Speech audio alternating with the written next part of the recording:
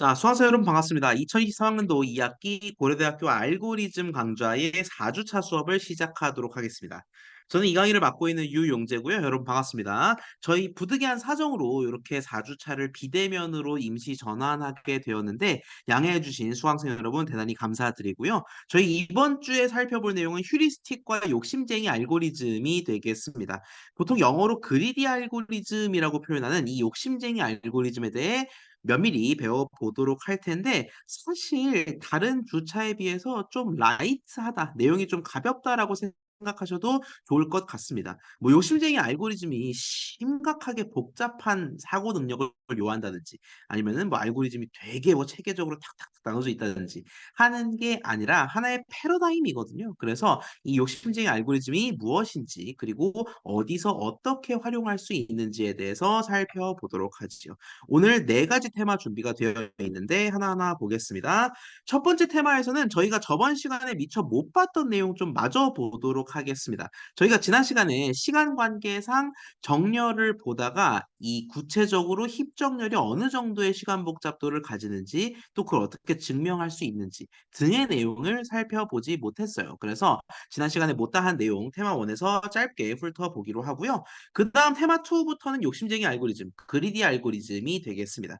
그리디 알고리즘이란 무엇인지, 실제 상황에서 어떻게 적용될 수 있는지, 또 그리디 알고리즘이 응용될 수 있는 여러 문제에는 어떤 것들이 있는지 살펴보기로 하고요. 중간에 연습 문제 하나도 손도 풀 겸 풀어보기로 하지요. 자, 우리 힙정렬이 이 정도의 시간 복잡도를 가진다라는 거는 살펴보았습니다. 주석이 잘 되나 테스트를 좀 해볼게요. 아, 이제 잘 되네요. 자, 우리 힙정렬이 어느 정도의 시간 복잡도를 가진다 알고 있냐면 빅세타 최악의 경우입니다. 의 시간 복잡도를 갖는다라는 걸 알고 있습니다. 물론 여기서 n은 정렬하고자 하는 모든 값의 개수였어요. 값의 개수, 즉 정렬하고자 하는 리스트의 크기가 될 텐데 크기가 n이라면은 힙소트의 시간 복잡도는 빅세타 n 로그 n을 따른다라고 말씀을 드렸습니다. 근데 왜 그런지에 대해서 상세한 증명은 오늘로 미루겠다라고 말씀을 드렸어요. 그거 지금 살펴보도록 할 텐데 그 전에 우리 힙소트가 뭔지를 확실히 알아야 시간 복잡도를 유도하든 말든 하겠지요. 그래서 힙소트 지난 시간에 배웠지만 가볍게 복습 차원에서 제가 정의를 가지고 나왔습니다. 힙소트라는 거는 힙, 특히 맥스 힙, 최대 힙이라고 하지요. 맥스 힙을 이용해서 이러한 절차를 거쳐서 정렬을 수행하는 것을 의미합니다. 어떠한 절차? 1, 2, 3 여기 표시가 되어 있군요. 자, 그런데 이걸 조금 쉽게 풀자면 하단에 있는 것과 같이 풀 수 있겠습니다. 결국 몽땅 다 넣고 몽땅 다 빼라예요. 정렬하고자 하는 리스트의 원소가 n개 있는 상황이잖아. 뭐 3, 5, 2, 1, 4 하면은 5개가 있는 상황이죠. 자, 그렇게 n개의 숫자가 있을 때 n개를 비어 있는 상태의 힙에서 와르르 넣어. 그다음에 그걸 또 와르르 빼. 그러면 약간 공술의 공수가 아닙니까? 이 비어있는 상태에서 시작했다가 다 빼서 비어있게 된다. 그 과정에서 소요되는 연산의 수를 다 세면 그게 곧 시간 복잡도 아니겠냐고요.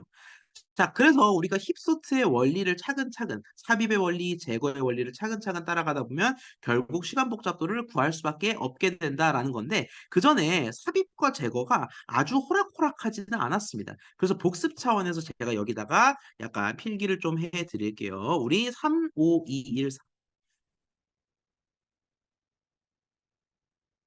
라는 정렬 안 된 수열이지요. 뭐 왼쪽으로 보나 오른쪽으로 보나 정렬이 안 된 것 같아요. 자, 정렬이 안 된 요 수열을 우리가 힙소트로 정렬해 보도록 하겠습니다. 어떻게 정렬할 수 있을 것인가? 이렇게 정렬할 수 있겠다라는 거죠. 일단 비어 있는 힙이 있습니다. 지금 오른쪽 딱 비어 있죠? 좋죠. 이 상태에서 데이터를 차례로 삽입하도록 하겠습니다. 차례로 삽입한다는 거는 그냥 3부터 넣겠다라는 거죠.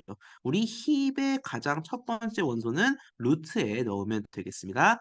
그 다음에 힙의 중요한 특징 중 하나가 뭐였냐면은 정렬된 이진트리다. 다시 말해, 다시 말해, 완전 이진트리다라고 말씀을 드렸습니다. 그래서 원소를 넣는 순서가 항상 이 다음에 여기, 요 다음엔 여기, 그 다음엔 여기. 그 다음엔 여기, 그 다음엔 여기, 그 다음엔 여기. 즉, 상식적인 순서로 우리가 원소를 넣는다라는 거예요. 그 점 좀 기억을 해 두시고요. 어찌됐든 5를 여기 넣어야 된다라는 건 불변이겠네요. 문제는 뭐다? 우리 힙이라는 거는 유교 국가의 원리를 따르기 때문에 절대 자식이 부모보다 클 수가 없겠습니다. 근데 지금 딱 자식이 부모보다 큰 상황이잖아. 그래서 5, 3은 아니 돼요. 어떻게? 3과 5를 맞바꿔서 이 되도록 해야 한다라는 겁니다. 자, 그 다음에 우리가 2를 넣을 때는 힙의 구조적 특성에 입각해서 무조건 여기 들어가야 된다. 근데 2는 별다른 문제를 안 일으키는군요. 2가 5보다 작으니까. 자, 그 다음에 1을 넣어야 되겠고요. 1도 문제는 안 일으킵니다. 그 다음에 4를 넣을 텐데 4가 고개를 탁 치켜 올리면 무슨 문제가 있다. 내 위에 있는 부모가 나보다 값이 작아요. 이러면 안 된다니까. 유교 국가잖아. 그래서 4와 3을 뒤집겠습니다.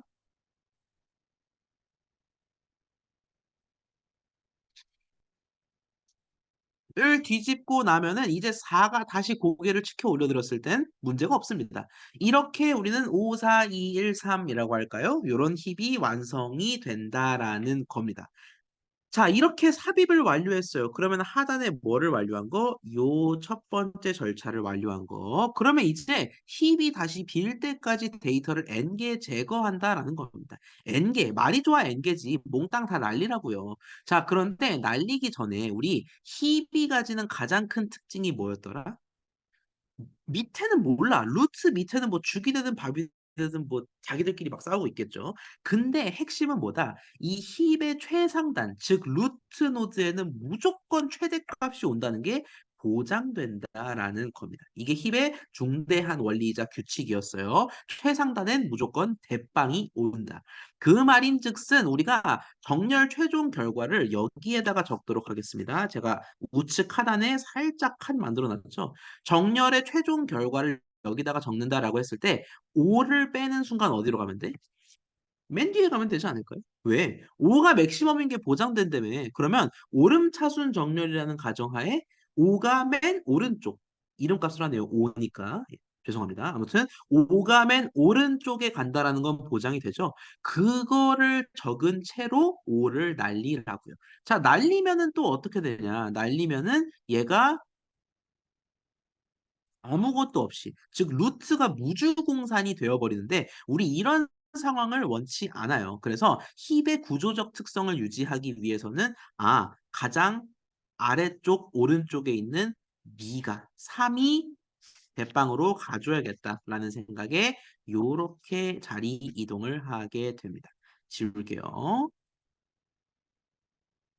자, 그러면은 이제 3의 입장에서는 또 힙의 원리를 깨면 안 됩니다. 힙의 원리가 뭐예요? 결국 부모가 자식보다 커야 된다라는 건데 자식을 쓱 보니까 아이고 4가 자식인 4가 나보다 커요. 그럼 어떻게 하겠어? 어떻게 하긴 뭘 어떻게 바꿔야죠. 3과 4를 바꾸도록 하겠습니다.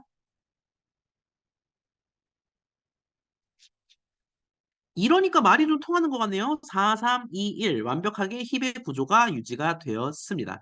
자, 그러면 우리 이제 또 뭐 한다? 데이터를 다 제거한다. 공술의 공수거라고 했죠? 이제는 4를 날리도록 하겠습니다. 여러분 기억하시죠? 힙에서 제거라는 건 루트 제거 말고는 의미가 없다라는 거. 4를 날립니다. 4를 날리기 전에 우리 무조건 4가 5 다음으로 큰 놈이다라는 건 보장이 되니까 우측 하단에 제가 4를 적었습니다. 그렇게 4를 날리고 4의 위치에는 뭐가 간다? 1이 가게 되겠습니다. 뭐 말도 안 되는 거 여러분 눈치채셨을 겁니다. 1은 부모가 될 수가 없지요. 그러면 어떻게 한다? 2랑 3 중에 하나랑 바꿔야 되는데 2랑 바꾸면 어차피 사다리 또 날 테니까 3이랑 바꾼다. 둘 중 더 높은 자식이랑 바꾼다라고 말씀을 드렸지요. 그래서 1과 3을 맞바꾼다. 결국 요렇게 된다라는 겁니다. 자, 그러면 똑같은 걸 반복하면 되겠죠. 그렇게 3을 뻥 차버리고 3은 날아가고 구조상 2가 그 자리를 대신하고 이제 뭐 더 날릴 필요도 없을 것 같습니다. 2와 1 이렇게 정렬이 완료되는 게 힙소트의 원리다. 결국 힙소트라고 하니까 되게 복잡해 보이지만 힙만 알면은 만사 오케이예요. 나 힙에서 데이터 넣고 뺄 줄 알아. 그러면 뭐만 하면 된다. 빈 상태에서 우르르 넣어. 그리고 우르르 빼. 가 끝이다. 그게 힙소트다라는 겁니다. 자, 요 원리를 알아야 시간 복잡도를 유도할 수 있기 때문에 원리를 복습을 해 보았습니다. 자, 그럼 데이터를 삽입할 때마다 어느 정도의 시간 복잡도가 들까 한번 생각을 해보지요. 조금 문제를 일반화해서 데이터가 n개 존재할 때 하나의 원소를 삽입하기 위해 드는 시간 복잡도를 한번 계산해 보도록 하겠습니다. 지금 상황이 어떤 상황이에요? 필기가 하나, 둘, 셋, 넷, 다섯, 여섯. 즉, 6개의 데이터가 존재하니까 n이 6인 상황이죠. 이렇게 n개의 데이터가 있는 상황에서 새로운 원소를 집어넣을 때의 시간 복잡도를 생각해 보도록 하겠습니다. 근데 이게 생각만큼 어렵지가 않아요. 왜냐하면은 새로운 데이터를 삽입할 때마다 결국에는 뭐만 보면 된다? 위를 보면 된다라고 말씀을 드렸습니다. 36이 삽입된 뒤에 위를 딱 치켜들어요. 그러면 27이 나보다 작은데? 그럼 위아래를 바꾼다. 부모자식 관계를 역전시킨다라고 얘기했습니다. 그리고 그렇게 역전된 상태에서 36이 또 고개를 치켜드는 순간 이젠 더 이상 역전되면 안 되겠다. 이런 식으로 계속 고개를 드는 게 삽입의 핵심이었거든. 자, 그러면은 이게 많아야 몇 번 고개를 들까요? 결국 1 고개 들기가 1 연산이다라는 건데 비교를 하는 거니까 한 번 고개를 들고 한 번 고개를 들고 그렇게 총 몇 번 최악의 경우에 고개를 들 것이냐 높이만큼 고개를 들 수밖에 없다라는 겁니다. 자, 트리의 높이라는 거는 모르는 분들을 위해서 쉽게 말해 루트부터 밑바닥까지 가는데 필요한 거리예요.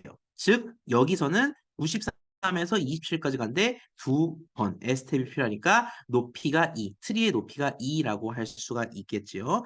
자, 그러면 제가 앞서 말씀드린 대로 최악의 상황에서 우리는 항상 최악을 생각하지 않습니까? 뭐 알고리즘 분석을 할 때나 뭐 정렬 성능을 분석할 때나 항상 최악을 주로 살펴보는데 최악의 상황에서는 아무리 고개를 많이 치켜든다 하더라도 루트까지 가면 더 이상 고개를 안 들겠죠. 즉 밑에서 루트까지만큼 고개를 든다. 이 말인즉슨 트리의 높이만큼만 비교 연산이 이루어진다라는 겁니다.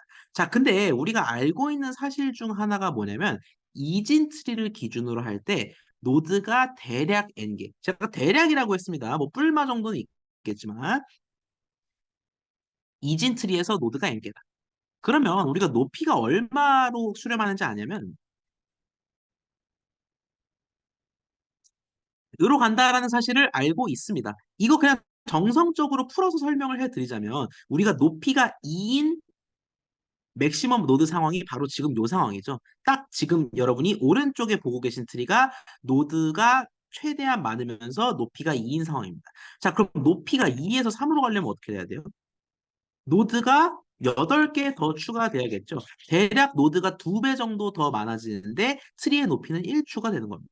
자, 그러면 또 3에서 4로 가려면 어떻게 해야 돼? 노드가 2배 더 많아져야 되는데 트리의 높이가 1추가 되죠. 자, 그러면 이거를 계속 거듭하다 보면은 결국 이게 지수 로그 관계다. 아하, 노드와 높이가 2의 지수 로그 관계다라는 거를 간파할 수가 있겠습니다. 노드가 n개라면 높이는 로그 2n을 따르겠다라는 거지요. 자, 근데 우리 로그 2n에서 미친 2는 시간 복잡도를 생각할 때는 크게 중요하지 않다라고 얘기했습니다. 밑은 변환하면 그만이야 라고 말씀을 드렸죠. 그래서 우리 결국 얻을 수 있는 게 뭐냐?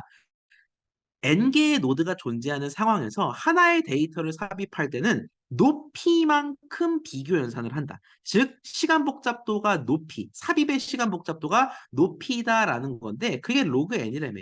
즉, 노드가 n개인 상태에서 하나 넣는 데 필요한 시간 복잡도는 로그 n으로 표현할 수가 있겠다. 정확히는 빅세타 로그 n으로 표기할 수가 있겠다라는 겁니다.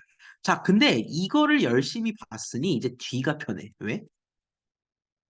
제거 생각해봐요. 우리 제거 같은 경우에는 루트를 날려버리고 가장 하단 우측에 있는 놈을 대신 왕좌에 앉힌다. 다만 그 과정에서 계속 밑을 본다라고 얘기했습니다.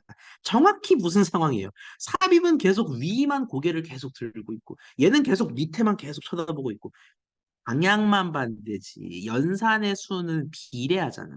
그렇기 때문에 삽입의 시간 복잡도와 제거의 시간 복잡도가 같다라는 겁니다. 앞에서와 똑같이 5. 엄밀히 말하자면 우리 빅세타를 쓰니까 빅세타라고 할 수가 있겠지요. 예.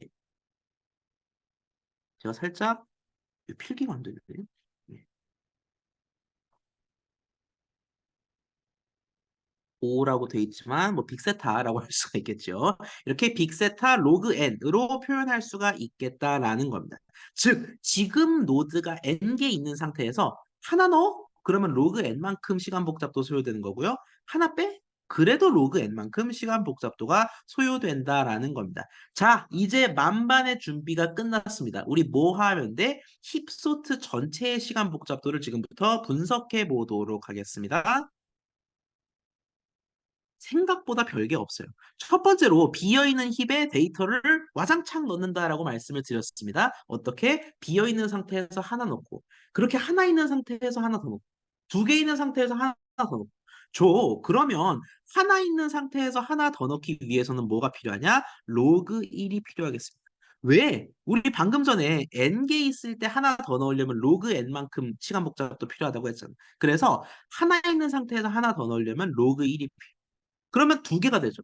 두 개 있는 상태에서 하나 더 넣으려면 로그 2가 필요해요.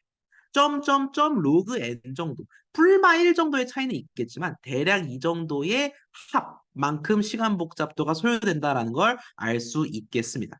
자, 그 다음에 그렇게 꽉꽉 들어찬 상태에서 데이터를 또 날리는 건 역행하면 되죠. 로그 n부터 시작해서 하나 날리고 그리고 n-1개만 남은 상태에서 하나 또 날리자. 그럼 로그 n-.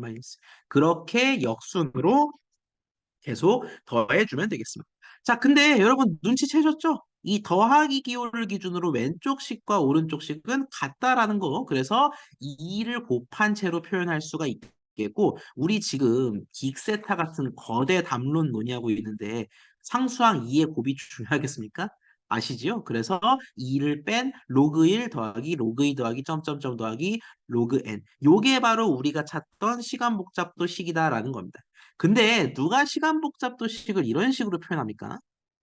아니지요. 얘는 지금 다시 말해서 항이 너무 많잖아요. 그래서 얘를 좀 멀끔하게 깔끔하게 표현하고 싶다라는 거죠. 근데 이거 시도는 해볼 수 있어요. 얘를 어떻게 하면 깔끔하게 표현할 수 있을까? 우리 로그 x 더하기 로그 y는 로그 xy 이렇게 곱의 로그로 표현할 수 있으니까 이렇게 하면 되잖아요. 로그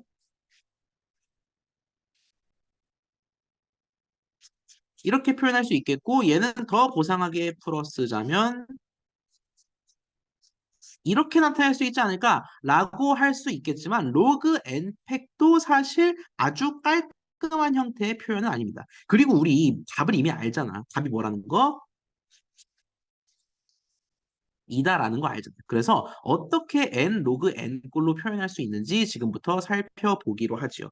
자, 다시 한번 강조드리도록 하겠습니다. 우리 여기까지는 어찌어찌 했어. 파란색으로 좀 표시할게요. 로그 n 팩이다라는 거는 어찌어찌 나타냈는데 우리가 얻고자 하는 결론은 n 로그 n이거든요. 대체 어떻게 n 로그 n이라는 시간 복잡도를 이끌어낼 수 있는 건지 한번 살펴보도록 하죠. 자, 아주 흥미로운 접근을 하나 하도록 하겠습니다. 일단 우리가 5 오메가 세타 이렇게 시간 복잡도의 여러 가지 점근적 표기법을 2주차에 살펴보았죠. 그러면 우리가 먼저 빅 5부터 보도록 하겠습니다. 제가 여러분 정의를 막 억지로 외우지 말라고 정의를 가지고 왔어요. 빅 5의 정의는 뭐였냐면은 모든 어떤 값보다 큰 모든 자연수에 대해서 함수가 CGN보다 같거나 작게 만드는 C와 N스타가 존재하면은 우리는 그걸 뭐라고 표현한다? GN을 빅 O로 나타낼 수 있다라고 말씀을 드렸습니다. 근데 말이 어렵죠? 그래서 여기서는 더 쉽게 가도록 하겠습니다. C는 그냥 1이라고 생각할게요. 즉, 그냥 붙는 개수다. C는 무시하도록 하겠습니다. X가 너무 이상하게 그러시면 다시 그릴게요. 자, C는 그냥 무시하도록 하고요. C 필요 없고 N스타도 그냥 그러려니 하겠습니다. N스타가 존재한다가 아니라 그냥 모든 N에 대해서 성립하는 상황을 한번 찾아보도록 하겠습니다. 결국 GN만 잘 찾으면 된다. GN만 잘 찾으면 된다라는 건데 우리가 지금 시간 복잡도 정근식을 얻고자 하는 TN은 어디 있어요? 제가 적어드렸죠. 이게 TN입니다. 자, 그러면 얘가 무엇보다 작거나 같으면 돼. 어떤 깔쌈한 식보다 작거나 같으면 된다라는 거죠. 자, 근데 이거 깔쌈하게 바꾸려면 이렇게 바꿀 수 있습니다. 우리 1, 2, 3, 4, n 이렇게 짜잘짜잘하게 가지 말고요. 몽땅 다 n으로 바꿔버릴까요? 그러면 좀 더 다루기가 쉬워집니다. 1, 2, 3, 4 하면은 모든 숫자가 다 다르다 보니까 뭐 1 곱하기 2 곱하기 3 곱하기 머리가 아픈데 몽땅 다 n으로 바꿔버리면 다루기가 쉽다고. 그리고 이 과정에서 무슨 부등호가 성립하냐면 요 부등호가 성립하게 된다라는 겁니다. 왜? 로그 1은 로그 n보다 작지요. 로그 2도 로그 n보다 작습니다. 로그 3도 로그 n보다 작고요. 모든 항이 같은 위치에 있는 오른쪽 항보다 같거나 작기 때문에 이렇게 표현할 수가 있다라는 겁니다. 자, 결국 우리가 로그 1 더하기 로그 2 더하기 점점점 더하기 로그 n 이 좌변은 로그 n 더하기 로그 n 더하기 점점점 더하기 로그 n 이 우변보다 작거나 같다라고 표현할 수가 있겠고 근데 흥미로운 건 뭐냐? 얘 총 n개죠. 그러면 어떻게 표현할 수 있냐면 n 로그 n으로 표현할 수가 있습니다. 내가 찾던 n 로그 n이 여기 있네. 그래서 우리가 이 식을 유도하는 걸 반대로 유도할 수도 있어요. 아, n 로그 n이야? 그러면 n 로그 n을 풀었어. 그러면 이런 부등식이 성립하지 어떤 방향이든 괜찮으니까 결국 우리가 위의 식을 이해하는 게 중요해요. 아, 우리가 결국 찾고자 하는 시간 복잡도의 원식인 tn은 로그 1 더하기 점점점 더하기 로그 n인데 얘는 로그 n 더하기 로그 n 더하기 점점점 더하기 로그 n 보다는 작거나 같고 근데 이게 n 로그 n이잖아. 다시 말해서 우리가 어떤 결론을 내게 된다. 아, 힙정렬의 시간 복잡도는 적어도 이렇게 표현할 수 있구나. 왜? 그게 수리적 증명 과정이었으니까. 지금 수리적 증명을 거쳐서 위의 정의에 도달했으니까 힙의 시간 복잡도, 힙정렬의 시간 복잡도는 O(n log n을 따른다라고 얘기할 수가 있겠습니다. 자, 근데 밑에 정의도 생각해 볼 수가 있어요. 밑에 빅 오메가의 정의가 뭐였더라? 부등호가 반대였거든요. 역시 C와 N 스타는 사뿐히 무시하도록 하겠습니다. 그냥 부등호만 만족하게 찾아보자고요. 얘가 TN입니다. 자, 우리가 이번에는 어떤 생각을 할 수 있냐면은 발칙하게 이런 생각을 할 수가 있습니다. 어떤 생각을 하냐? 몽땅 다 2분의 n으로 바꿔준다라는 거죠. 자, 근데 중요한 건 뭐냐면 잘 보세요. 이 슬라이드만 보면 살짝 이해가 안 갈 수도 있습니다. 2분의 n으로 바꾸는데 앞에 놈은 무시하세요. 앞에 놈은 무시하고 우리 1, 2, 3, n 사이에 한 2분의 n이 있지 않겠습니까? 그러겠죠. 뭐 n이 대충 짝수라고 치고 뭐 홀수일 수도 있겠지만 대충 짝수라 치고 반허리쯤에 로그 2분의 n이 있을 거 아니야. 그러면은 앞에 놈들은 싸그리 다 무시하고 뒤에 놈만 다 로그 2분의 n으로 바꿔보자라는 거예요. 자, 그러면 앞에 무시한 놈은 차치하더라도 뒤에 놈만 가지고 생각했을 때 좌변, 우변 중에 누가 더 크겠습니까? 얘는 로그 2분의 n 더하기 1. 도 있을 거고 더하기 로그 2분의 n 더하기 1. 도 있을 거고 좌변에는 로그 2분의 n 더하기 3. 도 있을 거고 근데 이 모든 거를 다 2분의 n으로 바꿔치기 한다니까? 그럼 당연히 좌변이 더 크겠죠. 심지어 내가 지금 신경도 안 썼던 로그 1, 로그 2, 점점점도 다 더해지는데 결국 우리가 좌변이 더 크다라는 게 보장된다라는 거예요. 다만 주의할 건 뭐다? 우리가 반허리 뒤에 있는 놈만 2분의 n으로 바꿔치기 했기 때문에 얘는 총 n개가 아닙니다. 몇 개? 라는 걸 알 수가 있겠습니다. 근데 이게 골 때리는 게 뭐냐면은 로그 2분의 n이 2분의 n개만큼 있어요. 그러면 우리 이거 다 더하면 얼마지?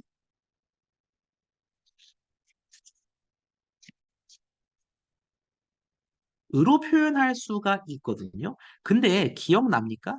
우리 오메가가 됐든 오가 됐든 세타가 됐든 점근표기법에서는 상수는 의미가 없다. 그래서 2가 날아가고요. 또 심지어 로그 2분의 n은 로그 어떻게 표현할 수 있어요? 로그 n 빼기 로그 2로 표현할 수가 있죠. 로그 2는 상수잖아. 결국 다 날아가고 뭐가 남냐? n 로그 n이 남는다라는 겁니다. 결국 우리는 어떻게 표현할 수도 있다? 희입정렬의 시간 복잡도가 오메가 n 로그 n. 이라고 표현해도 틀린 말이 아니다라는 거예요. 근데 놀랍지 않습니까? 빅세타는 O와 오메가의 사이라고 얘기했는데 오메가 n 로그 n도 맞는 표기고요. O n 로그 n도 맞는 표기입니다. 결국 어떤 결론에 도달하느냐? 그냥 얘 빅세타 n 로그 n이다. 라고 우리가 증명을 끝낼 수 있겠다라는 겁니다. 자, 우리가 십정렬의 시간 복잡도가 이거다. 로그 1 더하기 점점점 더하기 로그 n이다. 라고 다다르는 이 결론에 다다르는 것까지는 괜찮았어요. 왜냐? 이거는 힙에 대해서 이해하고 계신다면은 충분히 유도할 수 있는 식이거든. 다만 결국 이 식이 n 로그 n으로 간다. 라는 걸 증명하기 위해서 약간의 수리적 증명이 필요했다라는 겁니다.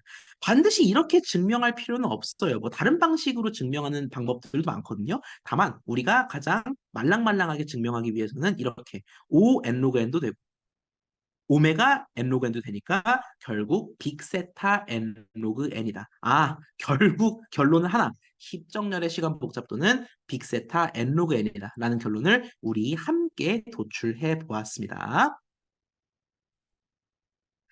자, 그리고 제가 힙정렬 언급하면서 뭘 말씀드렸냐면은 우리가 세상에서 마주할 수 있는 굉장히 다양한 정렬의 형태가 있다. 뭐 선택정렬, 삽입정렬, 버블정렬 이런 거 봤지요. 그런 친구들도 있고 또 그 친구들보다 한 발 앞선 성능을 자랑하는 퀵정렬, 힙정렬, 병합정렬 등이 있다라고 말씀을 드렸습니다. 자, 근데 흥미로운 거는 우리가 힙정렬, 우리가 배웠던 것 중에 힙정렬이 를 따른다라는 거를 방금 증명까지 했고요. 얘는 세타 n제곱이던 뭐 버블 같은 친구들보다 압도적으로 위에 있는 거다. n제곱과는 비교가 안 되는 근본이 다른 친구다라고 말씀을 드렸습니다. 자, 근데 얘보다 나은 정렬이 있냐? 즉 n 로그 n도 괜찮은데 얘보다도 점근적으로 빠른 정렬이 있냐라고 했을 땐 없다가 정답이라는 걸 말씀을 지난 시간에 드린 바가 있었습니다. 그걸 또 수리적으로 해석하고 넘어가도록 할게요. 자, 조금 더 엄밀하게 말씀드리자면은 지금 슬라이드에 나와 있는 것처럼 비교 정렬, 비교 기반의 정렬이라는 전제 하에서는 우리 n로그 n보다 빠른 정렬 방법은 존재할 수가 없습니다. 비교 정렬이라는 거는 말 그대로 비교에 기반해서 정렬을 수행한다라는 거예요. 우리가 지금까지 봤던 거의 모든 정렬들이 비교 정렬입니다. 선택 정렬. 어쨌든 비교를 하잖아요. 그래야 최대값을 알든 말든 하지. 삽입 정렬. 매번 옆이랑 비교하지 않습니까? 버블 정렬. 버블이야말로 비교죠. 그런 식으로 다 비교 정렬이고 레딕스 소트. 저번에 봤던 기수 정렬의 경우에는 비교 기반이 아니긴 했어요. 그러니까 좀 달랐지. 아무튼 대부분의 정렬이 비교 정렬인데 이 비교 정렬은 n로그 n이라는 미니멈 시간 복잡도를 가진다. 최악의 상황에서 n로그 n보다 빠를 수는 없다라는 겁니다. 자, 그거를 증명해 보도록 할게요. 뭐 거창하게 증명이라고 말씀을 드렸는데 그냥 이해해 본다라는 차원에서 보시면 좋을 것 같습니다. 자, 원소가 n개인 수열을 제가 비교에 기반해서 정렬하는 상황을 생각해 볼게요. 근데 그런 상황은 사실 왼쪽 같은 트리로 나타낼 수가 있겠습니다. 우리 왼쪽 트리를 결정 트리라고 많이들 이야기를 하거든요. 자, 이 결정 트리를 보면은 끊임없이 물어보고 있어요. 맨 첫 번째로 무엇을 물어보고 있습니까? 우리 ABC 순서를 몰라요. 순서를 몰라. ABC라는 숫자가 있고 각각 값들이 있어. 그럼 내가 첫 번째로 물어보면 사실 뭘 물어보든 뭐 매한가지겠지요. A가 B보다 크냐라고 물어봅니다. 편의상 셋은 다르다라고 생각하겠습니다. A가 B보다 크냐라고 물었을 때 맞아요. 맞으면 왼쪽으로 가고 틀리면 오른쪽으로 가겠습니다. 자, 그럼 왼쪽으로 가서 이번에 B가 C보다 큰지 물어봐요. 근데 맞아.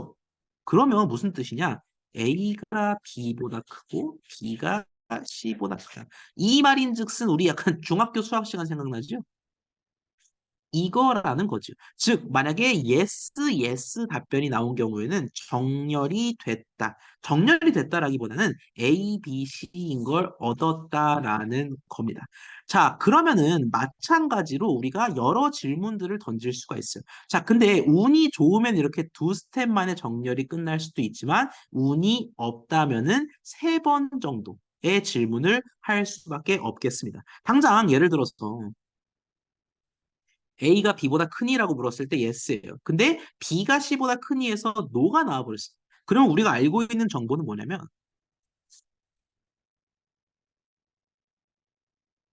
이걸 알고 있는 거거든요. 자, 근데 우리 이 두 조건만으로 A, B, C를 줄 세울 수 있습니까? 즉 정렬할 수 있어요? 없어요. 왜 정렬을 못 하냐면은 A, C의 대소를 몰라.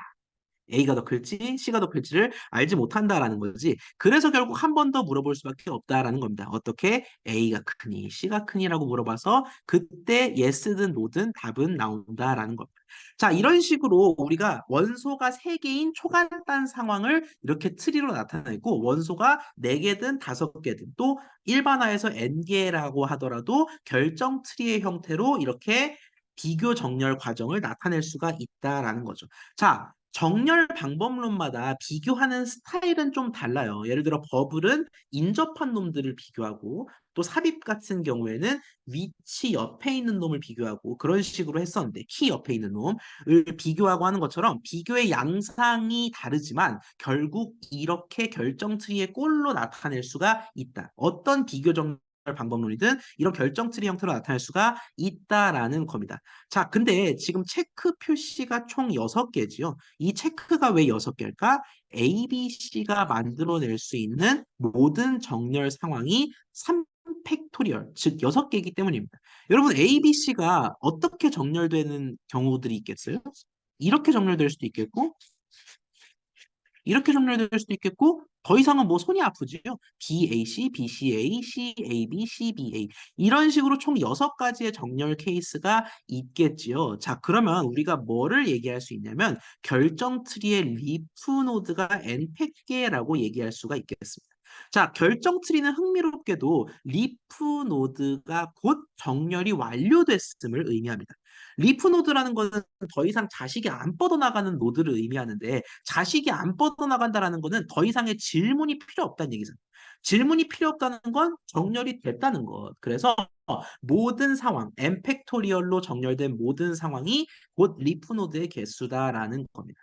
자, 그러면 우리가 어떻게 얘기할 수 있냐면은 리프 노드가 n팩계다 말인즉슨 최악의 경우 비교 횟수가 로그 n팩을 따른다. 이렇게 얘기할 수가 있겠습니다.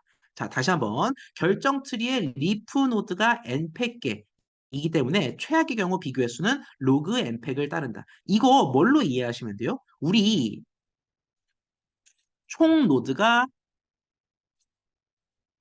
n개 있을 때 그 이진 트리의 높이는 로그 2도 필요 없다고 했죠. 로그 n을 따른다라고 말씀을 드렸습니다. 그거랑 아주 쌍둥이격인 상황인 거예요. 리프 노드가 n팩계래요. 그러면 어차피 이진 트리니까 리프 노드나 전체 노드나 상수배밖에 차이가 안 난다라는 거죠. 즉 전체 노드가 대략 n팩계인 상황에서 비교 횟수는 최악의 경우에 뭐를 따르겠냐? 높이 따르겠죠. 근데 높이가 로그 취한다며. 그래서 로그 n 팩토리얼만큼 비교를 한다라는 거죠.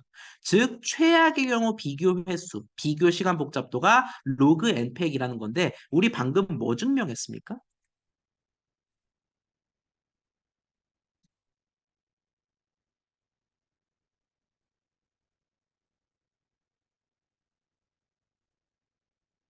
예의 시간 복잡도를 취한다라는 것을 증명을 했잖아요. 결국 어떤 비교 정렬 방법론이든 아무리 빨라야 최악의 경우 세타 n 로그 n을 따를 수밖에 없다라는 걸 증명한 겁니다. 조금 추상적인 개념이기 때문에 약간 감이 안 오실 수도 있어요. 중요한 것만 위주로 다시 한번 정리해 보도록 하겠습니다. 일단 비교 정렬의 한 해서만 성립한다라는 거예요.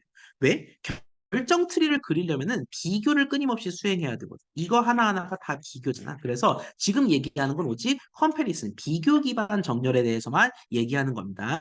그러면 결국 내가 매번 물어볼 수밖에 없는데 운이 좋은 경우에는 조금 물어보고 운이 없는 경우에는 많이 물어볼 수 있겠지만 결국 리프 노드가 엠팩계다라는 사실은 불변이라는 거예요.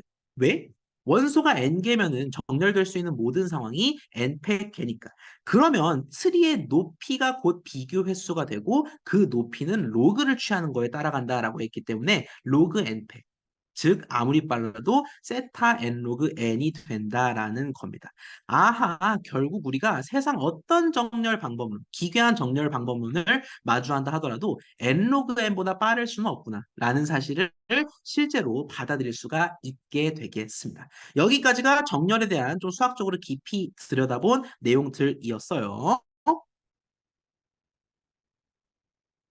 자, 사실 오늘의 핵심 내용은 욕심쟁이 알고리즘이라고 말씀을 드렸죠. 그래서 남은 테마 동안에는 욕심쟁이 알고리즘을 보도록 하겠습니다. 약간 다행인 차원에서 말씀을 드리자면은 욕심쟁이 알고리즘이 양이 그렇게 많지도 않고 원리도 아주 어렵지는 않습니다. 그 맨 처음에 예고해 드린 대로 좀 가벼운 마음으로 살펴봐도 좋은 내용이니까요. 그와 함께 테마 2부터 시작해 보도록 하지요.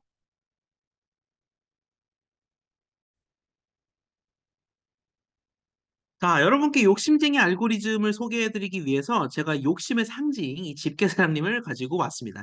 집게사장님은 돈에 욕심이 많으시죠? 그런 것처럼 이 그리디 알고리즘은 말 그대로 욕심을 내면서 문제를 해결함을 의미하겠습니다.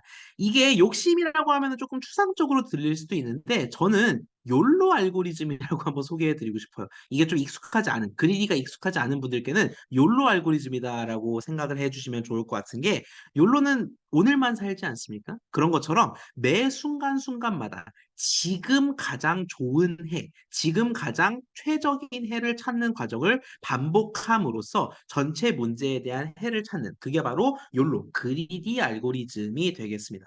예를 들어 내가 일주일 동안 하고 싶은 일들이 있어요. 뭐 공부도 해야 되고 뭐 연애도 해야 되고 몇몇 분들은 또 뭐가 있을까요?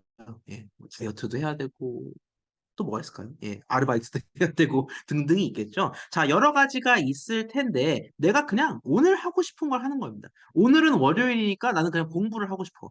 공부를 하고 싶은 날이 있나요? 아무튼 예, 월요일이니까 공부를 하고 싶어. 내일은 또 눈 비비고 일어나 보니까 갑자기 피자가 먹고 싶어. 그럼 피자를 먹는 겁니다. 그런 식으로 매 순간순간마다 자신의 스테이지에 맞는 그 최적해를 계속 찾아 나가서 결국 그게 전체 문제의 가장 최적해다라고 생각하는 것이 그리디 알고리즘, 욕심쟁이 알고리즘이 되겠습니다. 자, 여기서 패러다임이라는 용어가 등장을 해요. 이 패러다임이라는 게 뭐냐면은 그리디를 하나로 정의할 수가 없다라는 겁니다. 우리 패러다임이라는 거는 그냥 누가 어떻게 정의 내리냐에 따라 조금씩 다르죠. 그래서 그리디라는 거는 이런 식의 방법론이다라는 거지 한 문제 한 그리디 해법만 존재하는 건 절대 아니다라는 겁니다. 사실 그렇잖아요. 우리가 욕심을 부린다라는 것도 돈의 욕심을 부릴 수도 있고 뭐 학업의 욕심을 부릴 수도 있고 기타 등등 뭐 야망의 욕심을 부릴 수도 있고 여러 가지가 있지 않겠습니까? 결국 욕심을 어떻게 어디서 부릴지는 모르겠지만 매 순간순간마다 욕심 부리는 그런 것들을 우리가 뭉뚱그려서 그리디라고 한다. 그래서 뭉뚱그리는 차원에서 패러다임이라고 통칭을 하는 겁니다. 자, 중요한 건 뭐냐면은 이 그리디로 찾은 해가 최적 즉 완벽한 해라는 것을 항상 보장할 수는 없습니다. 지금 순간에선 최적이겠죠. 제가 오늘 공부 너무 하고 싶어서 공부를 했다. 그럼 그게 오늘의 최적 솔루션입니다. 근데 그게 일주일 전체를 통틀어서 최적인 솔루션이다라고 할 수는 없다. 보장할 수는 없다라는 거예요. 이게 바로 그리디 알고리즘이라는 겁니다. 말보다는 실제로 보는 게 좀 편하겠죠. 자, 제가 이런 상황을 한번 생각해 보도록 하겠습니다. 자, 수강 편람이 공개가 됐어요. 이거 가상입니다. 가상. 제가 가상으로 만든 거예요. 컴퓨터 구조는 11, 12교시에 있대요. 예, 대통이라고 하나요? 예, 데이터 통신은 2교시, 3교시에 있대요. 인공지능은 8, 9, 10, 소프트웨어 공학은 4, 5, 6 이렇게 시간표가 있다라고 했을 때 우리가 뭐 헤르미온느라서 막 동시에 수많은 과목을 들을 수 있는 것도 아니고 동시에 들을 수는 없다라고 생각을 하겠습니다. 그래서 겹치는 경우가 없도록 최대한 많은 과목을 들으려면 어찌해야 할꼬라는 문제를 한번 풀어보도록 할게요. 즉, 데이터 통신을 들었으면은 데이터베이스는 못 들어요. 왜냐하면은 2, 3교시가 겹치니까. 그러면 대통 듣고 소프트웨어 공학 들으면 될까요? 안 겹치니까. 이런 식으로 최대한 안 겹치게 많은 과목을 듣고 싶어 한다라고 생각을 해보겠습니다. 자, 그러면 내가 욕심쟁이 알고리즘에 입각해서 이렇게 판단할 수 있겠습니다. 이 모든 상황을 다 생각하려니까. 그러니까 이거 넣고 저거 넣고 요거 빼고 저거 빼고 하다 보니까 머리가 아프니 욕심쟁이 알고리즘에 입각해서 시작이 빠른 놈부터 무조건 우선하겠다라는 겁니다. 즉, 내가 최종적으로 몇 과목을 듣게 될지는 신경 안 써. 아, 모르겠어. 근데 그냥 욜로. 지금 가장 시작이 빠른 과목을 넣겠다라는 겁니다. 지금 이 순간 가장 빨리 시작할 수 있는 과목이 뭐다? 라고 했을 때 DB죠, DB. 데이터베이스가 1교시부터 시작을 하니까. 그러면 DB를 넣어요. DB를 넣으면 이렇게 표시가 되겠죠? 제가 한번 그려볼까요?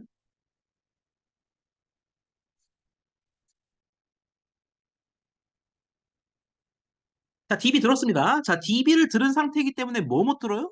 데이터 통신 못 듣고요. 그리고 소프트웨어 공학도 아주 아쉽게 한 글씨 차이로 어긋나네. 못 들어요. 자, 그러면 이 상태에서 욕심쟁이 알고리즘의 핵심이 뭐라고 했죠? 그 순간순간 욜로라고 얘기를 했습니다. 그래서 DB를 넣은 직후 또 이 순간 가장 시작이 빠른 수업을 생각한다라는 것. 우리 맨 처음 욜로짓, 욜로짓을 할 때 지금 이 순간 가장 빨리 들을 수 있는 수업 해서 DB를 넣었잖아. 그러면 DB를 넣은 이후에, 즉 5교시부터 가능한 상황에서 지금 이 순간 내가 가장 빨리 들을 수 있는 수업이 뭐냐 하고 찾아보니까 신호철이에요.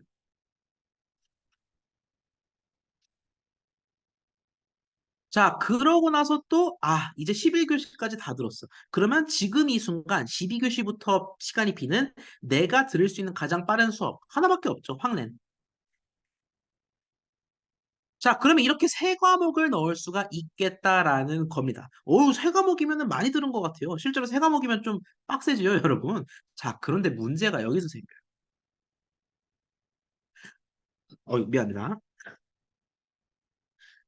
자, 수업을 세개나 넣긴 했습니다. 수업을 세개나 넣긴 했는데, 애초에 DB를 안 들었으면 사실 더 많이 들을 수 있었거든요. 왜냐하면은 데이터 통신을 넣는 상황을 한번 생각을 해볼게요.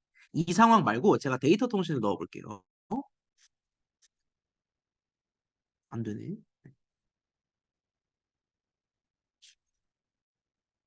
자, 욜로에서 벗어나서 제가 그냥 막 넣어보겠습니다. 막 넣어볼 때 데이터 통신을 넣고 그 다음에 뭔가 괜찮아 보이는 소프트웨어 공학을 넣어요. 그리고 이제 또 들을 수 있어 보이네? 이 인공지능 넣고요. 또 들을 수 있어 보이네? 컴퓨터 구조 넣었어. 지금 당장 이 뒤를 생각 안 하더라도 몇 개 넣었어요? 4개 넣었거든요? 즉, 우리가 찾은 해는 최적해가 아닌 거예요. 우리는 가장 많은 과목, 뭐 사실 실제로 가장 많은 과목을 듣고 싶어 하는 분들은 별로 없겠죠. 하지만 어쨌든 가장 많은 과목을 듣고 싶어 하는 게 우리의 목표였는데 이미 거기에는 도달하지 못한 겁니다. 우린 분명히 욜로에 따라 움직였어요. 지금 들을 수 있는 가장 빠른 교과목 데이터베이스. 지금 들을 수 있는 가장 빠른 교과목 신호 처리. 지금 들을 수 있는 가장 빠른 교과목 황렌. 해서 3개나 넣었음에도 불구하고 4개라는 더 좋은 답이 이미 나와버렸다라는 겁니다. 여기서 우리가 뭐를 알 수 있다? 제가 제목에 강조해드렸죠. 욕심쟁이 알고리즘은 결코 최적화, 옵티멀 솔루션을 보장할 수는 없다라는 겁니다. 하긴 해요. 어쨌든 세 과목 듣는 케이스를 찾았잖아. 즉, 수강 가능한 옵션이라고 할까요? 수강 가능한 옵션 한 가지를 주긴 했지만 이게 최적의 솔루션은 아니다라는 거죠. 그래서 우리가 항상 욕심쟁이 알고리즘은 최적해를 보장할 수는 없다라는 걸 유의할 필요가 있다라는 겁니다. 자, 그럼 이렇게 허무하게 이번 주 내용이 끝일까요? 즉, 욕심쟁이 알고리즘은 분명 적용할 수는 있지만 최적해는 안 나와요. 끝이 아니겠죠. 실제로 욕심쟁이 알고리즘이 운 좋게도 최적해를 보장해주는 그런 케이스도 존재합니다. 자, 테마 3에서는 욕심쟁이 알고리즘을 활용해서 실제로 최적해를 얻을 수 있는, 최적의 솔루션을 얻을 수 있는 그런 사례를 한번 살펴보도록 하죠. 자, 오랜만에 문제 상황 마주하게 되었습니다. 일반적으로 화폐로 통용되는 동전은 500원, 100원, 50원, 10원. 우리나라가 그렇죠. 우리나라 상황입니다. 네 종류의 동전이 있습니다. 자, 가을이가 편의점에서 일하고 있어요. 가을이가 편의점에서 일하는데 최대한 적은 수의 동전만으로 손님에게 거스름돈을 지급하려 합니다. 예를 들어 4,690원을 거슬러 주려고 하는데 10원짜리 469개를 쓸 수는 없잖아요. 그래서 최대한 적은 수, 동전을 좀 적게 쓰는 선에서 손님에게 거스름돈을 지급하려고 합니다. 자, 입력받은 금액, 파이썬에서 입력받는다라고 생각을 할게요. 입력받은 금액만큼의 거스름돈을 지급하기 위해서 필요한 최소 동전 수를 출력하는 프로그램을 함께 작성해보는 문제가 되겠습니다. 그런데 동전만으로 거스름돈 지급이 불가능한 경우도 있어요. 예를 들어 35원. 이런 거는 이 네 가지 동전만으로 지급할 수가 없죠. 그런 경우엔 fail을 출력하면 되겠습니다. 자, 우리 이게 그리디라는 거를 외워서는 안 된다라고 말씀을 드렸어요. 다 문제 상황을 보면 이게 그리디고 이게 브루트 포스인 이유가 있다. 거기에 집중해라라고 말씀을 드렸습니다. 시그널 한번 찾아볼게요. 우리가 최대한 적은 수의 동전을 쓰는 게 지상 최대의 목표잖아. 물론 거스르는 게 가능한 게 가장 큰 목표긴 하지만 그 다음으로 거스른다 하더라도 최대한 적은 수의 동전을 쓰는 게 목표인데 그러려면은 500원을 거슬러 준다 하더라도 똑같이 500원을 거슬러 주는 상황이라 하더라도 100원 5개 또는 50원 10개 이렇게 긁어부스럼 할 바에야 500원짜리 한 개를 쿨하게 주는 게 낫다라는 거죠. 결국 뭐냐면은 우리가 큰 동전부터 먼저 주는 게 맞지 않겠냐? 이런 생각을 한다라는 겁니다. 아니 500원 거슬러 줄 때는 그냥 큰 500원부터 주면 되죠. 그렇게 따지면 만약에 1,700원 거슬러 준다. 예를 들어 1,700원 거슬러 주는 상황이다. 라고 하면 100원을 생각할 이유가 없다라는 겁니다. 왜? 500원을 줄 수 있잖아. 줄 수 있는데 왜 100원으로 가냐고. 즉 500, 500. 주고 100원짜리는 그 뒤에 생각하자고. 100원, 어차피 100원 5개보다 500원 하나가 나. 50원 2개보단 100원 하나가 나으니까 단위가 큰 동전을 우선 사용해서 이거야말로 그리디라고 할 수가 있겠죠. 지금 시점에서 욜로로 지금 시점에서 쓸 수 있는 가장 큰 동전을 계속 하나씩 쓰는 겁니다. 1,700원 거슬러야 돼요? 그러면 일단 500원 하나 드릴게요. 그럼 1200원이 남죠? 그럼 또 생각을 해요. 500원 드릴게요. 700원이 남죠? 500원 드릴게요. 이제 500원을 못 줍니다. 200원밖에 안 남아서. 그러면 그때 그 다음 동전으로 넘어가서 생각을 하자라는 겁니다. 이게 욕심쟁이 알고리즘의 시그널이다라는 거예요. 그러면 욕심쟁이 알고리즘으로 이 문제를 어떻게 풀 수 있을꼬? 이렇게 풀 수 있겠죠. 역시 코드가 그렇게 길지는 않습니다. 자, 코인을 제가 500, 100, 50, 10 이렇게 네 가지 원소가 담기도록 리스트 형태로 저장을 했습니다. 자, 약간의 센스인데요. 제가 앞에를 좀 더 큰 동전으로 리스트화했어요. 즉, 내림차순으로 리스트를 만들었는데 그 이유가 있습니다. 뒤를 보시면은 우리가 파이썬 과목은 아니니까 약간 가볍게 코드를 보도록 할게요. for each coin in coin이라고 되어 있는데 이 말인즉슨 코인이라는 리스트 범위를 순회하자라는 거죠. 근데 우리 for문에서 일반적인 순회를 할 때 어디부터 순회를 해요? 좌부터 순회하죠. 그래서 500원부터 먼저 지급을 하는 게 우리의 그리디의 핵심이잖아. 지금 줄 수 있는 가장 높은 금액의, 높은 액면가의 동전을 주는 게 핵심이기 때문에 500원 계속 주다가 안 되면 100원으로 넘어가고. 넘어가는 건 4가 해주겠지. 100원 계속 주다가 안 되면 50원 넘어가고. 그것도 4가 해주겠지. 이런 식으로 가자라는 겁니다. 그래서 for each coin in coin에 대해서 언제 이 동전을 줄 수 있어요? 이치 코인이 500인 상태에서 500원을 언제 줄 수 있어요? 거스름돈이 500원보다 많으면 500원을 줘도 되죠. 마이너스가 되진 않잖아요. 그래서 500원을 계속 줘. 언제까지?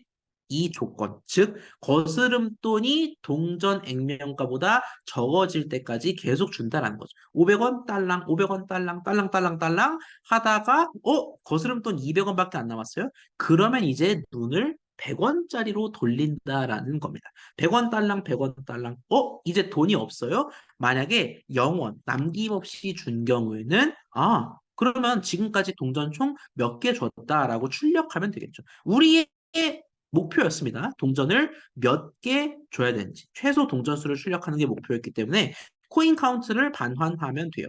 다만 머니가 0이 아닌 경우에는 무슨 뜻이에요? 이게 중요합니다. 머니가 0인 경우에는 동전 개수 출력하면 돼요. 근데 머니가 0이 아니다라는 거는 순회를 다 했는데도, 즉 500원도 줄 수 있는 만큼 주고 100원도 가능한 한 주고 50원도 주고 10원도 줬는데 돈이 남은 거예요.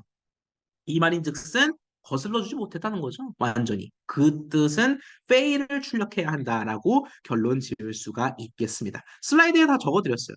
반복문을 맞췄음에도 거스름돈이 남아있다는 것은 애당초 주어진 동전 종류만으로는 거스름돈을 구성할 수가 없다라는 의미가 되겠습니다.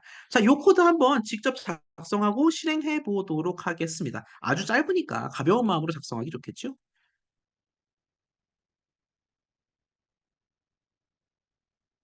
자, 같이 한번 가보도록 하죠. 코인이 500, 100, 50, 10.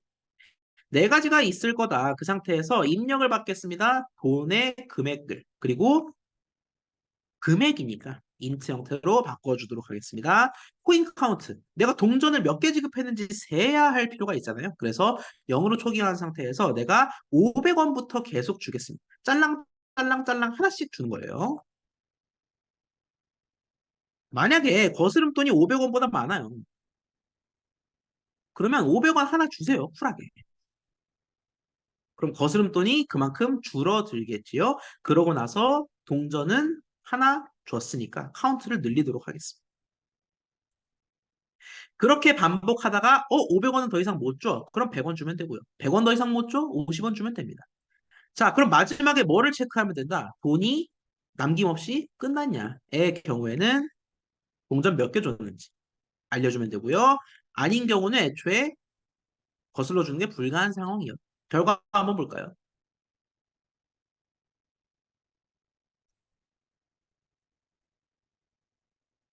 첫 실행이라 조금 걸리지요.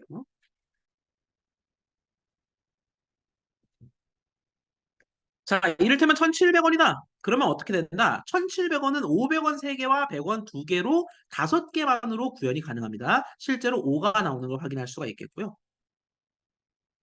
1,605원 이런 것들은 5주죠. 5원짜리 안 쓰잖아. 그래서 페일이 나오는 걸 확인할 수가 있겠습니다. 아하, 우리나라 동전 체계에서는 그리디 알고리즘을 적용할 수가 있겠구나라는 겁니다. 자, 그러면 자연스레 이런 질문을 하게 돼요. 어떤 질문을 하게 되냐면은, 아, 그러면 세상 모든 동전 체계에서 다 그리디를 적용할 수 있을 것인가? 자, 제가 미지의 국가 갑의 사례를 들어드리도록 하겠습니다. 국가 갑은 우리랑 조금 달라요. 많이 특이해서 900원, 700원, 500원, 100원 네 가지 동전만 쓴다라고 생각을 해보겠습니다. 자, 국가 갑에서 4,900원을 거슬러 주려고 해요. 그러면 필요한 동전 개수의 최소값을 어떻게 구할 수 있겠습니까? 우리 오늘 그리디만 배우고 있으니까 그리디 한번 때려 보자고요. 그리디라는 거는 결국 지금 상황에서 할 수 있는 최선을 한다. 욜로라고 말씀을 드렸기 때문에 지금 줄 수 있는 가장 좋은 금액은 900원짜리. 아니, 고액을 써야 이 동전 적게 잘 정산할 수 있다. 그래서 고액부터 쓰도록 하겠습니다. 4,900원은 얼마만큼 빠진다? 900을 5개 주면은 어느 정도 금액이 청산된다라는 겁니다. 자, 900을 5개만큼 주면 4,500원이죠. 즉, 5개의 동전을 쓰고 400원이 남은 겁니다. 자, 근데 400원이 남게 되면은 얘를 뭘로 청산할 수밖에 없어? 100원짜리만으로 청산할 수밖에 없게 되죠. 그러면 100원짜리 4개. 즉, 총 9개의 동전을 활용해서 4,900원을 거슬러 줄 수가 있겠다라는 겁니다. 근데 뭔가 뒷맛이 시원하지가 않습니다. 9개의 동전이 최선인가요? 아휴, 얘가 마음에 걸리네. 77에 49잖아요, 여러분. 즉, 700원 동전을 7개만 썼으면은 7개만으로도 청산이 되는 거를 내가 억지로 9개의 동전을 써버렸다. 왜? 욕심쟁이 알고리즘을 따르느라 그렇게 됐다라는 겁니다. 아하, 동전의 종류가 어떻게 되든 이런 거스름돈 문제가 무조건 욕심쟁이 알고리즘으로 풀린다. 라는 거는 아니다라는 겁니다. 그러면 우리나라 화폐 체계에서는 왜 그리디가 최적을 보장하죠? 라고 생각했을 때 이유를 여기서 찾을 수가 있어요. 우리나라 화폐 체계에서는 얘가 곱하기 5를 하면 딱 얘가 되죠. 그리고 50원을 딱 곱하기 2하면 100원이 되고요. 100원을 딱 곱하기 5하면 500원이 되고 그런 식으로 각각의 동전들이 모두 서로 배수, 약수 관계에 놓여 있습니다. 그 뜻은 뭐냐면은 우리가 시그널에서 제가 강조드렸던 것처럼 100원 5개를 줄 바에야 500원 하나를 주는 게 낫다. 이게 성립한다라는 거예요. 이게 100원, 500원에서만 성립하는 게 아니라 모든 상황에서 다 성립한다라는 겁니다. 예를 들어 100원, 은 50원 2개를 줄 바에야 10원 10개를 줄 바에야 100원 하나를 주는 게 낫다라는 거죠. 그래서 서로서로 배수 약수 관계가 성립하기 때문에 우리가 여기서는 그리디를, 즉 지금 줄 수 있는 최선의 동전을 줘도 된다라는 거예요. 자, 생각을 해봐. 만약에 지금 줄 수 있는 최적의 동전을 주는 게 그리디였잖아. 그게 아닌 더 좋은 해결책이 있다라고 생각을 해보세요. 그러면 지금 줄 수 있는 최대 액면가보다 낮은 동전을 줘도 된다라는 건데 그 낮은 동전을 줄 바에야 그냥 지금 액면가가 더 높은 동전을 주는 게 낫다니까? 왜? 배수 관계가 성립을 하니까. 그래서 이런 상황에서는 욕심쟁이가 성립을 한다. 최적혜를 보장한다라는 거지만 지금 이 상황 딱 봐도 어떤 상황이에요? 900, 700, 500, 100. 서로 배수 관계가 성립하지는 않지요. 그렇기 때문에 이런 상황에서는 욕심쟁이 알고리즘이 최적을 보장한다고 얘기할 수는 없겠다라는 겁니다. 거스름돈 문제를 무조건 욕심쟁이로 풀려고 하는 건 그래서 잘못된 겁니다. 이렇게 우리나라 화폐 체계 같이 서로 배수 약수 관계가 성립한다면 몰라도 임의의 상황에서 임의의 체계에서 무조건 그리디가 최적혜를 보장한다는 틀린 얘기가 되겠다. 오늘 여러모로 그리디가 반드시 최적은 아니다라는 것을 확인하게 되네요. 자, 그러면 우리 손 한번 풀어보도록 하겠습니다. 엑서사이즈 1을 드릴 텐데 성북구에 위치한 햄버거 가게 맥도리아에 N명의 고객들이 줄을 서 있다라고 생각을 해보겠습니다. 맥도리아 직원 은채가 고객들의 평균 대기 시간이 최소가 되도록 주문 순서를 결정하려고 합니다. 예를 들어 A, B, C의 고객이 있는데 A는 주문 시간이 3분이에요. B는 6분, C는 2분이라고 하겠습니다. 자, 그러면 우리가 A, B, C 순으로 받을 수도 있고 CBA 순으로 받을 수도 있고 6가지 경우가 다 존재하겠지만 예를 들어 A, B, C 순서로 주문을 받는다라고 하면 A는 가장 먼저 주문을 받으니까 대기를 안 하죠. 바로 0분의 대기를 하고 주문을 하겠습니다. 근데 B는 A가 주문할 때까지 그냥 잠자코 손가락 빨고 있어야 되거든. 그래서 B는 3분을 기다려야 되고요. C는 A가 주문하는 것도 기다려야 되고 B가 6분 동안 주문하는 것마저 기다려야 됩니다. 즉 C는 9분의 대기 시간을 소모하게 됩니다. 따라서 우리가 얘를 조금 고상하게 표현하자면은 A는 0분 대기한 거고요. B는 앞에 A가 주문할 때 동안 기다리니까 3분 대기한 거고 C는 A, B를 모두 기다리니까 3 더하기 6, 9분을 기다린 겁니다. 그러면 다 합하면 12이잖아요. 즉 12를 3으로 고객 수로 나눈 4가 평균 대기 시간이 된다라는 겁니다. 자, 여러분. 아르바이트생 입장에서는 평균 대기 시간이 가장 줄어드는 게 좋겠지요. 그게 고객 만족을 위해서 좋지 않겠습니까? 그래서 고객들의 평균 대기 시간을 최소로 만드는 게 우리의 목표라고 생각을 해 보겠습니다. 자, 고객별 주문 시간을 띄어쓰기로 구분해서 입력받아 최소 평균 대기 시간을 출력하는, 평균 대기 시간의 최소값을 출력하는 파이썬 프로그램을 작성해 보시기 바랍니다. 정수가 아닐 경우에는요, 그냥 정수로 반올림해서 출력해 주시면 되겠습니다. 자, 요 문제 한번 풀어보도록 할 텐데, 약간 사실 힌트 아닌 힌트가 있죠. 우리 오늘 그리디 배우는 시간이니까 그리디 쓸 수밖에 없겠다. 그러면 얘가 그리디 조건을 만족하려면 어떻게 풀이가 이루어져야 할까요? 한번 고민해 보시면서 푸실 시간을 드려보도록 하겠습니다. 저희는 일시정지하고 들어올게요.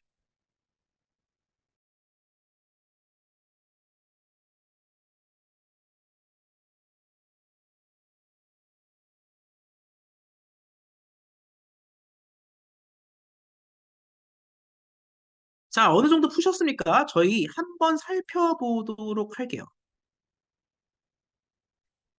자, 대기 시간, 평균 대기 시간이 최소가 된다라고 말을 했는데 이게 말이 좀 어려워요. 평균 대기 시간이 최소가 된다.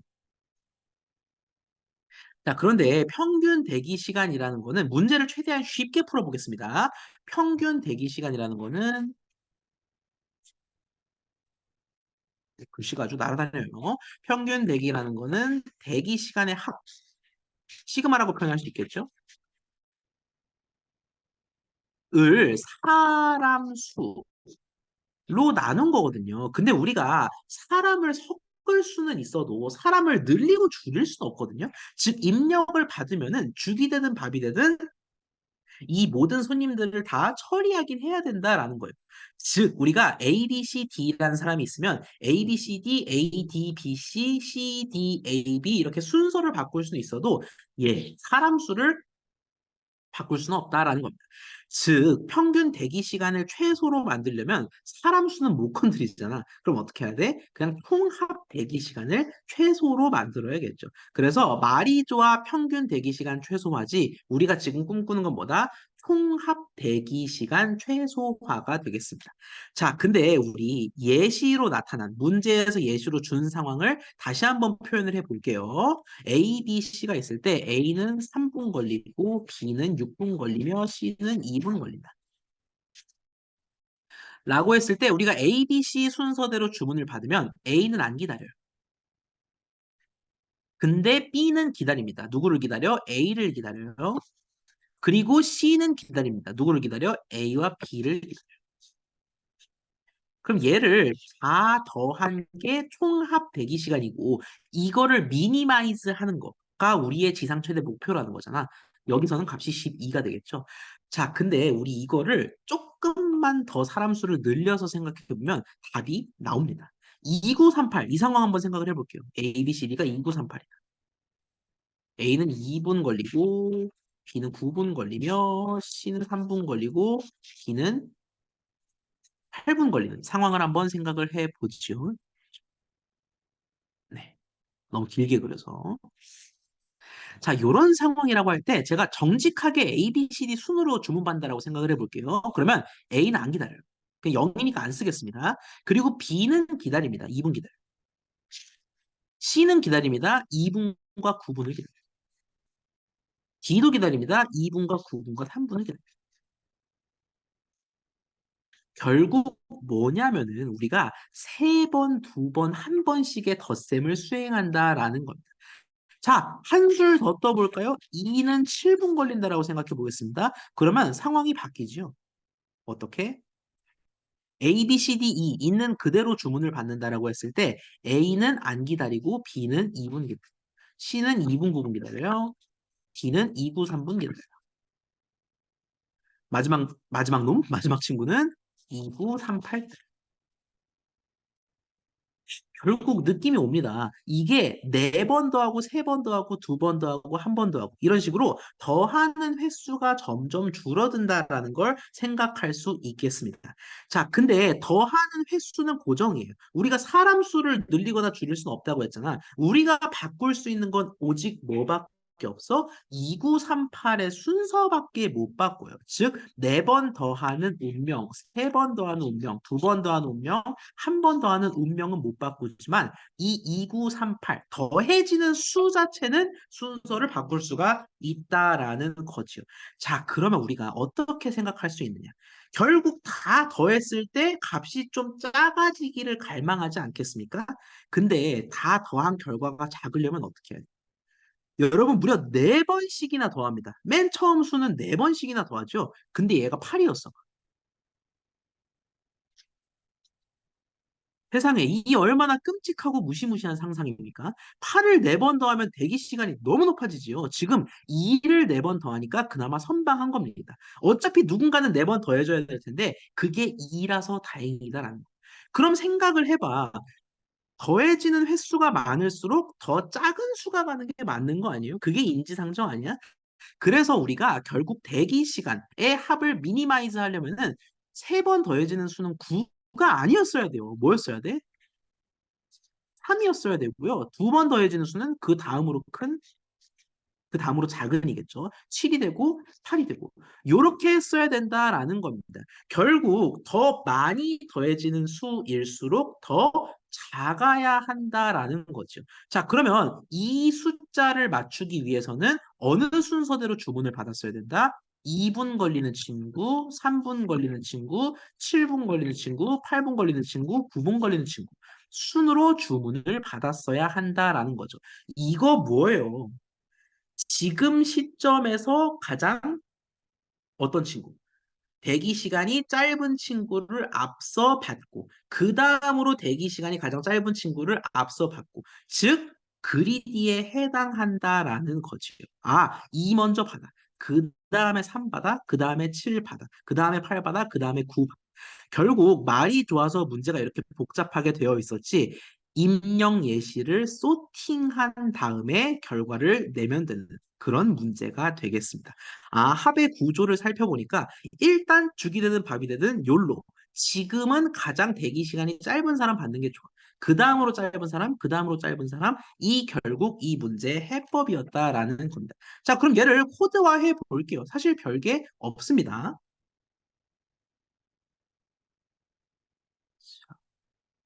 화면을 다시 띄워드리죠.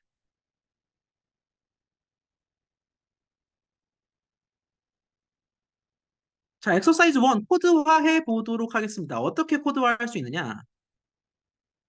일단 입력을 받죠. 인풋으로 입력을 받겠습니다. 뭐 넘 리스트라고 할까요? 네. 넘 리스트를 인풋으로 받고 얘는 띄어쓰기를 기준으로 쪼개져 있죠. 우리 이렇게 띄어쓰기를 기준으로 분리되어 있는 값 쪼개려면은 뭐 쓴다? 스플릿 쓸 수가 있겠습니다. 는 넘 리스트 스플릿을 활용할 수가 있겠고요. 애석하게도 스플릿을 한 뒤에 모든 값이 문자 상태로 간주가 되죠. 그래서 포문을 이용해서 모든 거를 숫자로 바꿔주도록 하겠습니다. 어떻게? num 리스트의 i번째 원소를 몽땅 다 숫자로 바꿔주도록 하겠습니다. 약간 번거롭긴 하지만 이 과정이 필요했어요. 자, 그 상태에서 우리가 결국 얘를 소팅하는 게 이 문제의 핵심이었어요. 이게 뭐 복잡하게 조건이 나와 있지만 많이 더해지는 수일수록 그 값이 작아야 된다. 결국 대기 시간 가장 낮은 친구부터 먼저 처리하는 욕심쟁이 알고리즘을 적용할 수가 있었다라는 겁니다. 자, 그럼 대기 시간 가장 짧은 놈부터 처리하려면 쉽게 말해서 그냥 num 리스트를 소트했어야 한다라는 거죠. 자, 그러면 소트한 다음에 우리가 총 대기 시간을 어떻게 구할 수 있을까? 총 대기 시간은 어떻게 구했더라? 5명이 있다라고 하면은 맨 첫 번째 친구를 4번 더하고 맨 첫 번째 친구의 대기 시간을 4번 더하고 그 다음 친구 대기 시간을 3번 더하고 점점점이었죠. 그걸 곱상하게 표현하자면 이렇게 나타낼 수가 있겠죠. num in num list라고 나타낼 수가 있겠는데 뭐를 하면 돼? 총 대기 시간을 제가 total time이라고 표기화해 보도록 하겠습니다. 자, 그러면 total time 더하기 머시갱이 곱하기 머시갱이에요. 자, 이때 곱해지는 건 뭐를 곱하냐? 이치넘, 즉 첫 번째 친구부터 뭔가 계산을 하겠다라는 겁니다. 제가 편의상 이렇게 주석으로 적어 드릴게요. 2, 3, 8, 9. 이렇게 정렬된 리스트가 있다라고 했을 때 우리가 찾고자 하는 거는 2 곱하기 3 더하기 3 곱하기 2 더하기 8 곱하기 1 더하기 9 곱하기 1. 이거를 지금 우리가 찾고자 하는 거잖아. 그래서 이치넘, 즉 첫 번째 수, 이미 소팅이 돼 있는 상태입니다. 넘 리스트는 소트를 했으니까 이 상태에서 이치넘 곱하기 뭐를 한다? 뭐를 할까요? 3을 곱하고 그 다음에 2를 곱하고 그 다음에 1을 곱하고 그 다음에 0을 곱해야 하겠죠. 자, 그러면 우리가 이걸 어떻게 생각할 수 있냐? 멀티넘이라는 거를 초기화하도록 하겠습니다. 뭘로 초기화할 거냐면은 num 리스트의 길이에다가 1을 빼도록 하겠습니다. 눈치를 채실 거예요. 아, 길이가 4니까 3번 곱하는 것부터 시작하는. 만약에 5명이었으면 4번 곱하는 것부터 시작을 했죠. 그렇기 때문에 길이 빼기 1만큼 곱해지는 게 시작입니다. 그러고 나서 뭐 하면 돼요? 멀티넘을 1 낮추면 돼요. 왜? 3 곱한 다음엔 2 곱하고 2 곱한 다음엔 1 곱하니까 1을 낮추도록 하겠습니다. 그렇게 포문을 다 돈 다음에 뭐 하면 돼요? 토털 타임을 뭘로 나눈다? 전체 수로 나누면은 그게 곧 AVG 값이 된다라는 겁니다. 자, 근데 우리 AVG를 어떻게 출력한다? 반올림에서 출력한다. 라고 표현할 수가 있겠고요. 마지막에 프린트만 잘 해주면 되겠군요. 결과 한번 볼까요? 그럼요. 5가 나오는 걸 확인할 수 있겠습니다. 왜 5일까요? 2938을 정렬하면 2389니까 결국 2 곱하기 3 더하기 3 곱하기 2 더하기 8 곱하기 1은 총 대기 시간의 합이 20분인가요? 20분인 것 같군요. 그 20분을 4로 나눴을 때 5가 되니까 그렇게 5가 나오는 걸 확인할 수 있겠습니다. 아하, 그리디라는 거는 넓게 봐서 지금 당장 최선인 걸 찾는다라는 게 욜로이자 그리디의 정신이었는데, 지금 당장 가장 주문 시간이 빠른 고객을 찾아. 그 다음으로 빠른 고객 넣어. 그 다음으로 빠른 고객 넣어. 그래서 이 문제를 그리디 해법으로 풀 수 있었다라는 겁니다. 자, 마지막 테마에서는 욕심쟁이 알고리즘의 응용에 대해서 살펴보도록 하겠습니다. 우리 익숙한 문제 다시 한번 꺼내 보도록 할게요. 기억나십니까? 우리 테마 2에서 수강 신청 문제를 풀어 보았습니다. 근데 욕심쟁이 알고리즘으로 풀 수가 없었어요. 왜? 우리 시작이 가장 빠른 것부터 넣다 보니까 DB 넣었거든요. 그 다음에 신호처리 넣었어요. 그리고 황렌 넣었는데 욕심쟁이 알고리즘의 원리에는 부합하지만 3개밖에 못 들었다. 근데 4개를 들을 수 있는 상황도 분명히 존재한다라고 말씀을 드렸죠. 그래서 욕심쟁이 알고리즘으로 해를 못 내는, 최적해를 못 내는 상황이다라고 언급드렸어요. 근데 진짜 그럴까요? 욕심쟁이 알고리즘의 잘못일까요? 사실 이 문제는 욕심쟁이 알고리즘으로 풀 수 있습니다. 아니 이게 무슨 소리야? 욕심쟁이 알고리즘으로 최적해가 안 나오는 걸 내가 두 눈으로 봤잖아. 제가 패러다임 설명하면서 뭐라고 말씀을 드렸냐면은 욕심쟁이 알고리즘은 관점이 여러 가지일 수가 있다라고 말씀을 드렸습니다. 돈의 욕심을 부릴 수도 있고 애정의 욕심을 부릴 수도 있고 하는 것처럼 똑같은 문제를 똑같이 욕심쟁이로 풀더라도 어디에 욕심을 두냐에 따라 해법이 다르다라고 말씀을 드렸죠. 그래서 우리가 약간 칙한 생각을 해보도록 하겠습니다. 하단에 적어드렸는데 시작이 가장 빠른 것. 지금 당장 들을 수 있는 것부터 넣었더니 3개밖에 못 넣었어요. 최적해가 안 나왔다라는 거지.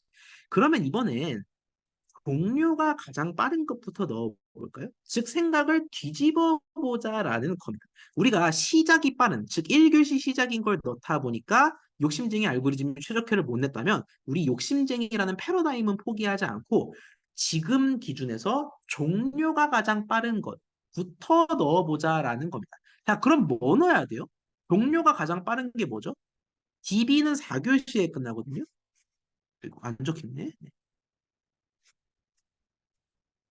에 끝나고 데이터 통신은 3교시에 끝납니다. 소프트웨어 공학은 6교시에 끝나고 이 뒤는 볼 것도 없는 것 같아요.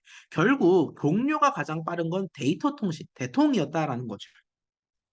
자, 그러면 대통을 넣겠습니다. 그러면 이 다음으로 넣을 수 있는 것, 못 넣는 걸 넣을 수는 없습니다. 넣을 수 있는 것들 중에서 종료가 가장 빠른 게 뭐겠습니까? 소프트웨어 공학의 종료가 6교시로 가장 빠른 것 같네요. 이렇게 넣었습니다. 그 다음으로 종료가 빠른 건 뭘까요? 애매하긴 하지만 10교시에 끝나는 인공지능이 그나마 빠른 것 같습니다. 그 다음으로 종료가 빠른 친구 누가 있지요? 컴퓨터 구조를 넣을 수 있을 것 같고요. 마지막으로 확률 및 랜덤 과정이 14교시에 종료가 되고 겹치지가 않습니다. 뭐야? 이거 최적화인데?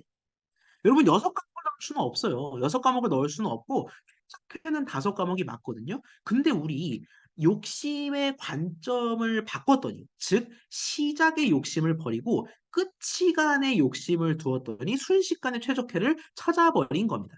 물론 데이터 통신 소프트웨어 공학 인공지능 컴구 학랜을 함께 들으면 좀 삶이 힘들겠죠. 예, 그렇지만 어쨌든 최적화는 최적화입니다. 우리는 많이 듣는 게 최적이다라고 약속을 했기 때문에 이게 최적화다라는 거예요. 결국 요약하자면 뭐다? 욕심쟁이 알고리즘이 잘못이 아니었다라는 겁니다. 욕심의 관점이 그릇됐다라는 거예요.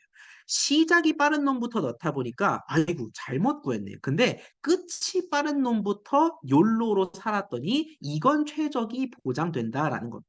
실제로 여러분, 제가 이렇게 예쁜 예시를 드린 게 아니라 어떠한 상황이 됐든 이 규격을 만족한다는 선에서 이러한 꼴의 문제라는 선에서 어떤 식으로 시간대가 배치되어 있든 간에 어떤 케이스들이 존재하든 간에 끝이 빠른 것부터 넣으면은 그게 최적화다라는 거는 보장이 됩니다. 자, 오늘 마지막으로 다뤄볼 슬라이드는 이게 왜 그러냐. 즉, 왜 끝에서부터 보는 게 최적화를 100% 보장하는지 가벼운 마음으로 증명해보고 내용을 마치도록 할게요.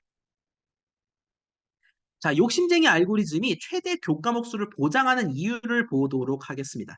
자, 결국 여기서 얘기하는 최대 교과목 수를 보장하는 욕심쟁이 알고리즘이라는 거는 끝이 가장 이른, 끝나는 시간이 가장 이른 것부터 계속 넣는, 욕심스럽게 넣는 게 우리가 얘기하는 욕심쟁이 알고리즘입니다. 자, 그러면 얘가 최대 교과목 수를 보장하는 이유를 우리가 증명해 봐야 될 텐데, 가벼운 마음으로 이 두 가지 상황을 한번 생각해 보죠. 가장 첫 번째로 넣을 수업이 대통이냐 대배냐 이 둘 중 하나를 결정하는 상황을 생각을 해볼게요. 데이터 통신은 끝이 이르고요. 데이터베이스는 시작이 이릅니다. 즉 우리가 데이터베이스를 먼저 넣는 게 처음 봤던 욕심쟁이 알고리즘이고요. 데이터 통신을 우선해서 넣는 게 지금 본 두 번째 욕심쟁이 알고리즘이 되겠습니다. 자, 만약에 우리가 데이터베이스를 선택하는 경우에는 데이터베이스가 1, 2, 3, 4 교시를 잡아먹죠. 그래서 한 과목을 넣은 상태에서 뭐를 더 넣을 수 있냐? 5교시부터 14교시에 존재하는 과목들, 요 친구들을 넣을 수가 있게 됩니다. 즉, DB를 고른 3개, DB를 고른 3개에서는 여기 중에 몇 개를 고를 수밖에 없어요. 밑에 적어드렸죠? 5교시에서 14교시로 좁혀진다라는 거예요.